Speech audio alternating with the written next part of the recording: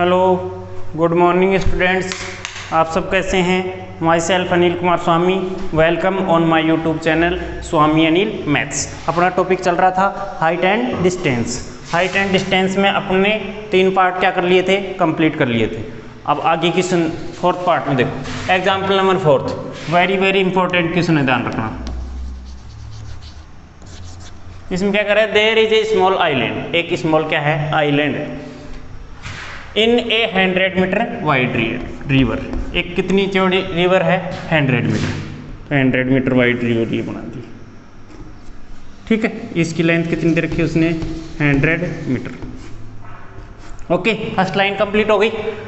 And a tall tree stand on the island, island के ऊपर क्या खड़ा हुआ है, एक पेड़ खड़ा हुआ है। अब कहाँ से खड़ा हुआ ये नहीं पता, अभी आगे बताएगा। P and Q are the points directly opposite to each other on the two banks, मतलब अपोजिट है, डायरेक्टली अपोजिट, एक दूसरे के अपोजिट में है P और Q पॉइंट। कहाँ, each other on the 2 banks, दोनों किनारों पे। किसके किनारों पे, रिवर के किनारे आएंगे। In the line with the tree, मतलब वो लाइन है दोनों अपोजिट पॉइंटों पे। तो क्या है, रिवर के दोनों बैंकों पे जहाँ किनारे हैं वहां तो P और Q है, और ये ट्री है। And in the line with the tree, जो लाइन जा रही है P से Q तक, उसमें क्या शामिल है, विद द ट्री, मतलब ट्री भी बीच में आएगा वहां, ठीक है। इफ बीच में कहां से आएगा, बिल्कुल मिडिल में जरूरी नहीं है, कहीं भी आ सकता है, लेकिन उन दोनों पॉइंटों के बीच में आएगा, ध्यान रखना। If the angle of elevation of top of the tree, angle of elevation of top of tree, tree के टॉप से एंगल ऑफ एलिवेशन बन रहा है। कहाँ कहाँ बन रहा है, P और Q पे बन रहा है। कहाँ बन रहा है, P और Q, तो कहाँ होगा, पक्का यहाँ होगा, बीच में कहीं भी होगा ट्री, ये ट्री बना दिया, ठीक है। ये क्या होगा, ट्री। इसको तो डायरेक्टली अपोजिट पॉइंट तो क्या है, P एंड Q। इसके दोनों किनारे हैं, ये रिवर है, ये फर्स्ट किनारा, ये सेकंड किनारा, ये दोनों अपोजिट साइड में बता दिया उसने। और एक ट्री है, उसको नाम दे दिया मैंने, R कह दिया, और यहाँ कह दिया O। क्या कह दिया है, O पॉइंट कह दिया। कोई दिक्कत, कोई भी नाम दे दो, कोई दिक्कत नहीं है। अब यहाँ क्या बन रहा है, एंगल, ट्री के टॉप से क्या बन रहा है, एंगल ऑफ एलिवेशन। तो एंगल ऑफ एलिवेशन बना दो। कितना कितना बन रहा है, देखो P एंड Q पर कितना कितना बन रहा है, 30 और 45 डिग्री। पहले तो कितना आ रहा था, एक ही एंगल आ रहा था, अब दो एंगल आ रहे हैं। तो ये तो कितना है, P पे तो कितना बन रहा है, 30 डिग्री, और Q पे कितना बन रहा है, 45 डिग्री, ठीक है। ये आ गए, यहाँ तक बताओ, कोई दिक्कत है तो, कोई प्रॉब्लम नहीं है। ये PO हो गया, और ये क्या हो गया, OQ हो गया, ठीक है। अब देखो इसका डायरेक्ट आंसर निकाल लेते हैं एक बार, जैसे कंपटीशन में सॉल्व करते हैं ना, उससे निकाल लेते हैं। तो इसका डायरेक्ट आंसर कैसे आएगा, देखो भाई, √3 के ये 30 डिग्री के सामने ये क्या होगा, कितना होता है, 1x, ठीक है। ये तो h, इस ट्री की हाइट क्या मान ली मैंने, h मीटर मान लिया। ट्री की हाइट को क्या लाइट कर लिया, h मीटर कर लिया। तो 1x कितना है, h, और ये PO कितना होगा, बताओ PO कितना होगा, 30 डिग्री के अकॉर्डिंग यहाँ 1x, और यहाँ क्या होता है, √3x, यही आता है। फिर उसके बाद में 45 डिग्री से देखिए, ये ट्रायंगल लिया पहले, ये फर्स्ट ट्रायंगल, इसके अनुसार h कितना आया था, 1x। ये 45 में क्या होता है रेशियो, बताओ, 1x और 1x, ये ध्यान रखना पड़ेगा। पिछले वीडियो में, फर्स्ट वीडियो में बता दिया मैंने। तो h कितना होगा, ये भी 1x है, और यहाँ भी क्या है, 1x। तो h की वैल्यू कितनी है, 1x, और OQ कितना होगा, बताओ, OQ कितना होगा, 1x होगा। और दे क्या रखा है अपने को, PQ, तो PQ क्या होता है, OP प्लस OQ, मतलब √3 + 1x।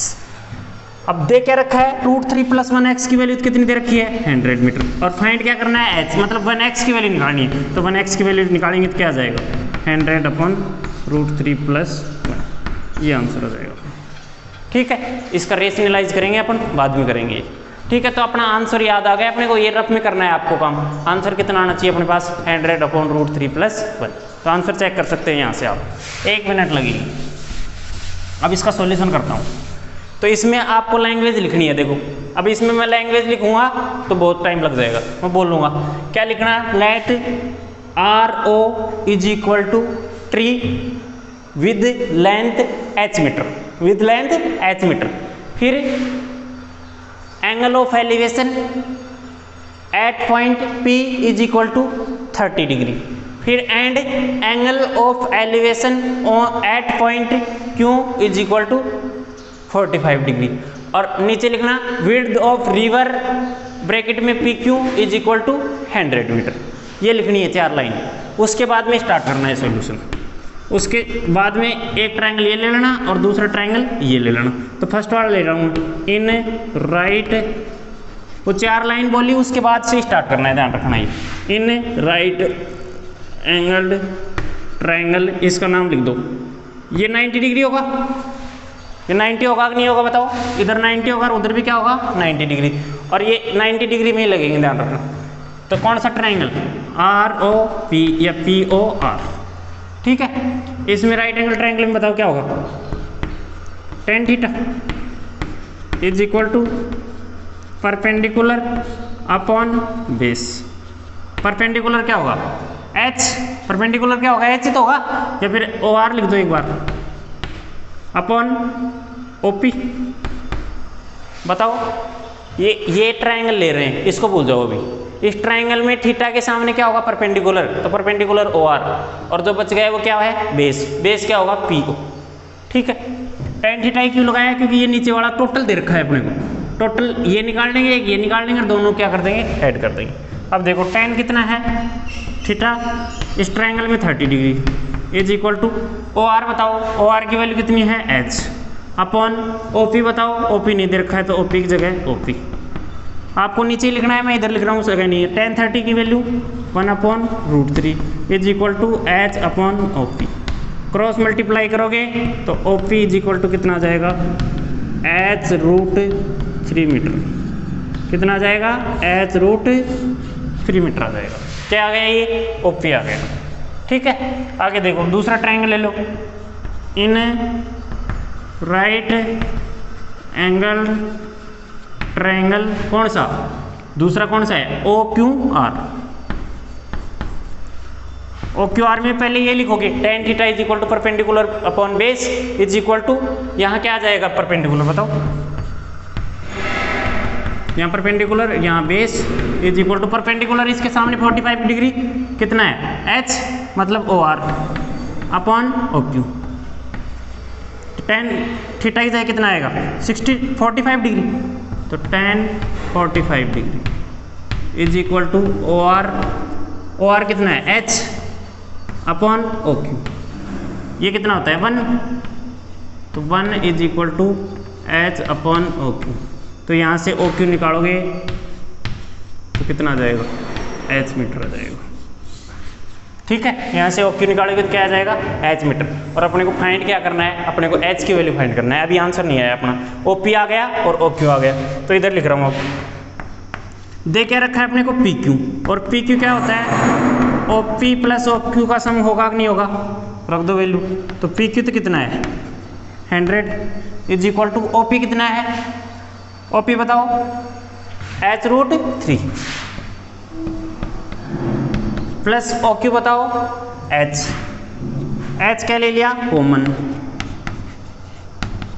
तो क्या बचा? √3 प्लस 1। √3 प्लस 1 को इधर ले आएंगे, तो 100 upon √3 plus 1 is equal to H।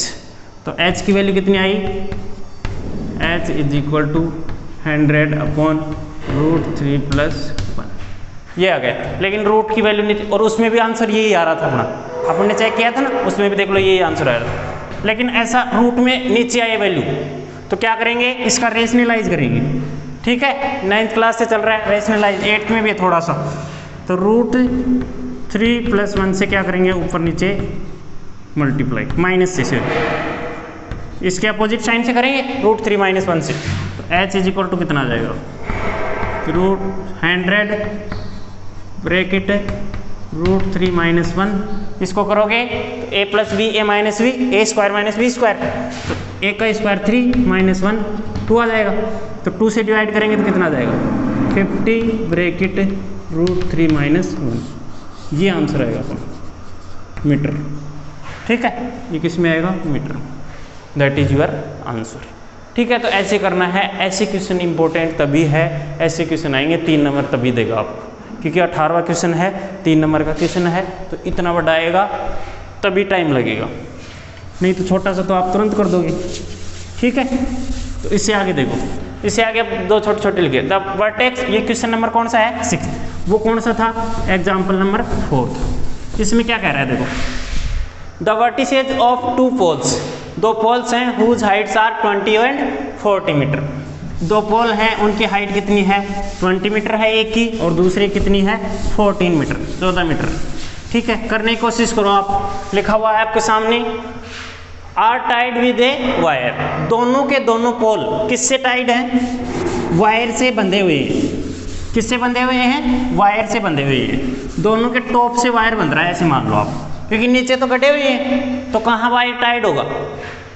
Top पे विद ए वायर। किसके साथ में बंधे हुए हैं? वायर के साथ में।